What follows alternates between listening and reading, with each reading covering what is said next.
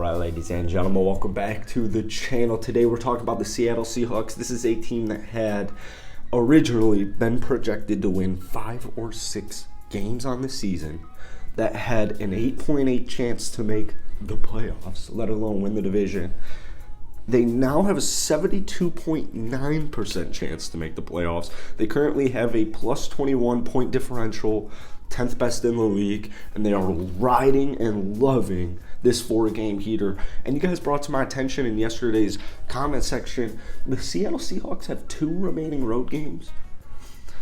The team that is 6-3 and first in the NFC West over the halfway point of this NFL season has 2 road games left. That is absolutely fascinating. So welcome back to the channel. Obviously, we're talking Seahawks today. You guys blessed my video yesterday, man. We have like 25,000 views. I appreciate you guys so much. I am posting currently at least 1 Seahawks video a day. I'm loving it. I'm loving the team. Somebody brought to my attention yesterday, like, there's just something that makes sense about the Seahawks. And their logo is beautiful. It is absolutely beautiful. Now, I'm a Green Bay Packers fan, so, in recent history, I've had my fair share of heartbreak playing at the lovely stadium, but I have to agree, the Seattle Seahawks, their logo, their stadium, their culture, the city, like, it's just really cool. So I'm loving the 6-3 Seattle Seahawks, and I've already made my decision. This is going to be the team that I'm rooting for to come out of the NFC. I think it's just going to be the team that I root for coming out of the NFL. So we're going to talk about a couple of different things. Before we do, hit that like button, hit that subscribe button, show some love down below. I cannot believe they have 2 road games remaining. That is absolutely crazy. They genuinely might win the division. They genuinely might get the bye. A lot of this, I feel like personally, tomorrow, so actually 24 hours from now, they will be playing the Tampa Bay Buccaneers. I saw Pete Carroll a couple of days ago comment how he's glad they got there on, I believe, Wednesday so that they could prep around. Man, when you travel overseas, that really gets you.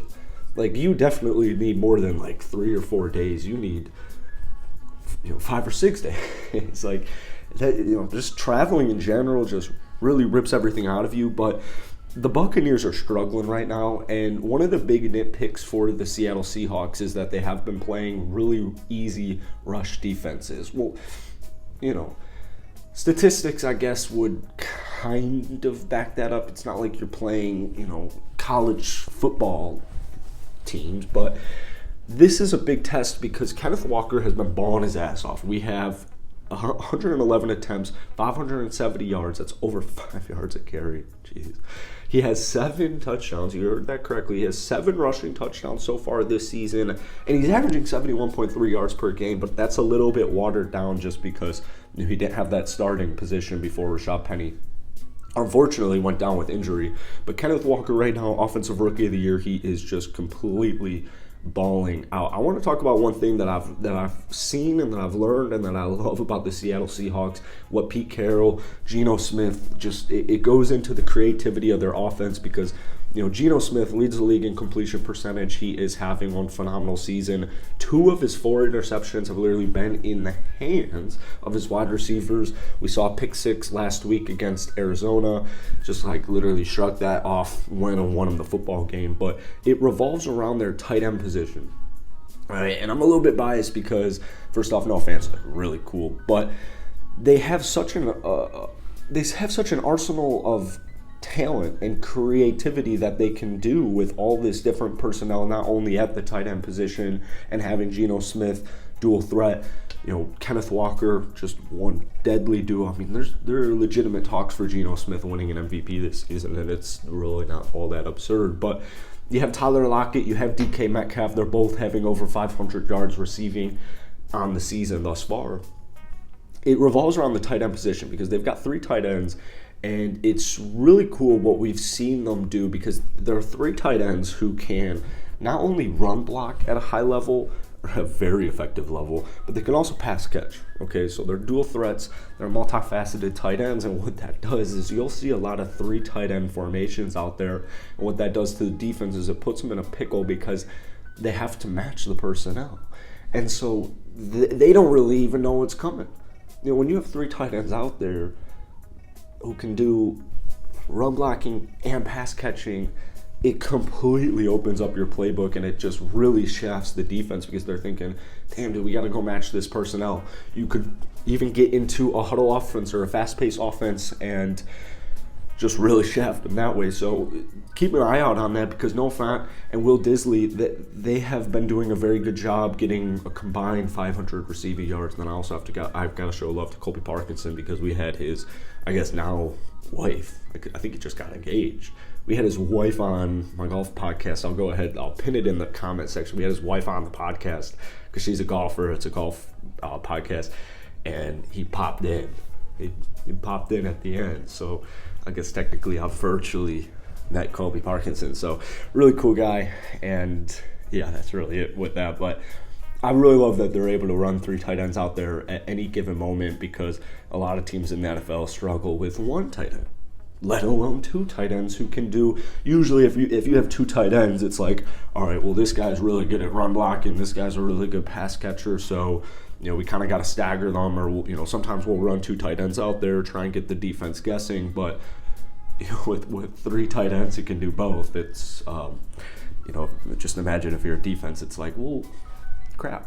So defensively speaking, the defense has been absolutely phenomenal. They have been completely phenomenal. And it's been really cool to see, because it started off a little shaky, as most teams, offenses and defenses around the league, starts off shaky because it's the start of the NFL season. But I mean, that 27-7 loss, ever since then, it's just really been uphill for the Seattle Seahawks defense. Jordan Brooks leads the team with 90 tackles. I think Tariq Woolen has 4 interceptions. He's a rookie.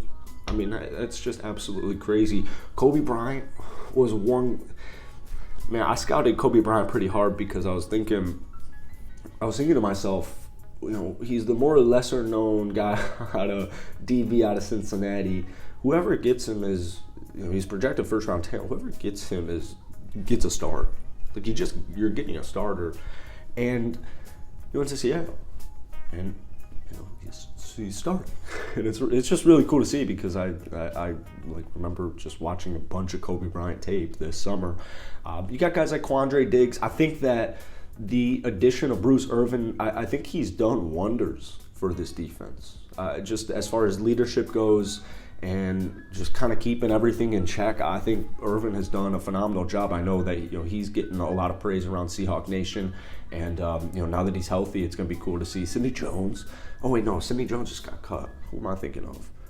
Tariq Woolen. Who am I thinking of? Mike Jackson's done a phenomenal job as well. They have just Ryan Neal. They have an arsenal of DBs, just a complete arsenal of DBs. I can't believe I said Sidney Jones. And then you have a guy who's got 8 sacks on the year. Let me fact check that. 7 sacks on the year in Wazoo. Stud. So you have a perfect jambalaya on both offense and defense of young talent, right? Like, just really promising young talent, nice, solid veterans, and guys in the middle. Guys just kind of perfectly in their prime, doing their job, doing their role, exceeding expectations. So I'm loving the Seahawks team. I've only been making Seahawks videos for the last week, less than a week. So if you guys want more, go ahead, show some love down below. I cannot wait to watch this game on Sunday, because like I said, once they take down Tampa Bay, you're 9-3, you're headed into a bye week. It's going to be not 9-3, 7-3, sorry. You're going to be just getting, I think, finally some praise. I saw that on ESPN, these big media chains. I saw that the Seahawks were starting to get a little bit of love this week, but it still is, I don't really believe in them. I don't really trust them. And especially if this is like a gritty game. Well, either way, if it's a blowout, it's a blowout. But I don't want to get too out of myself. If it's a gritty, grindy game and they come out of it alive in Germany against TB12, that's going to give them even more praise. So good position for Seattle to be in. Just get that W, go into the bye week, get healthy, and then you have 2 road games to finish off the season. We'll talk about that when it comes. But that's it for today. Hit the like button, hit that sub button. Go ahead and comment some predictions for tomorrow's game down below. Peace.